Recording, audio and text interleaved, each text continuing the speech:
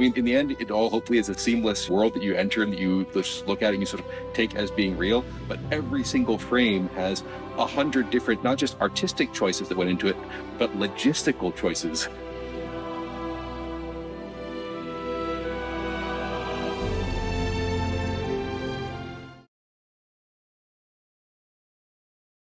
We had an advantage of having all the really muddy, grimy, gritty locations, and that really helps ground everything and makes things feel real. And so when you put this fantastic production design, art direction, visual effects, stunt, special effects, all of those departments working at their best, and then the core of it is at this real place, you get this amazing mix of magical and real. Because even though it's fantasy, I like grounded fantasy. I like real characters. That the magic in Middle-earth doesn't come from some strange light effects.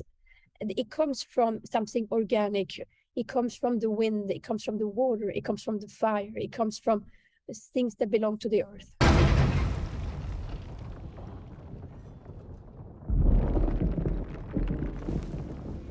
In the most part, a lot of it is actually in camera, because we figured out a way to make it look real enough that visual effects just has to do some enhancing. Doesn't necessarily, in most of the shots, have to add a whole lot into the frames. For instance, in the village, when all of a sudden the water's busting out of the holes in the ground, that's all in camera. That's real. Those are huge water cannons buried in the ground. VFX could take that and augment them. When you have a real practical effect in camera followed by a big visual effect, it often helps the visual effects sit in a real space.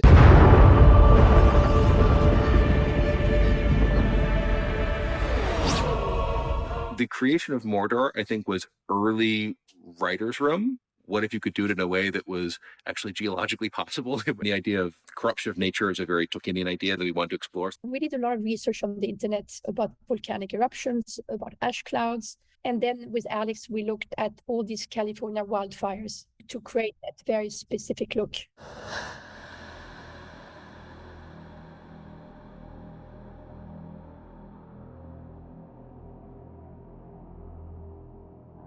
I love the beginning of 7 with her waking up. I wanted us to be completely with her waking up, looking around and not understand where she was. So we mixed out all the sounds. Her ears are still ringing from everything that happened. You hear screams, but they're sort of from far away until she's progressively get back to life here.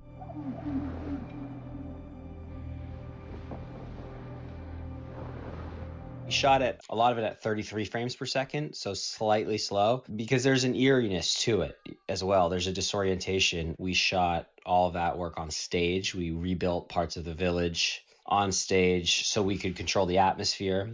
I hung a massive muslin rag around the set instead of blue screen or green screen. You know, when you fill it with fog and smoke, that muslin becomes a very soft, almost creamy, out of focus texture. There was like no green screen. It just felt like we were in a post-apocalyptic kind of disaster zone. While it does look terrifying, JD in particularly wanted it to have a bit of beauty, that it's almost beautiful in its terror, because what Adar is doing is creating a place for his children to live, and so it shouldn't just be nasty.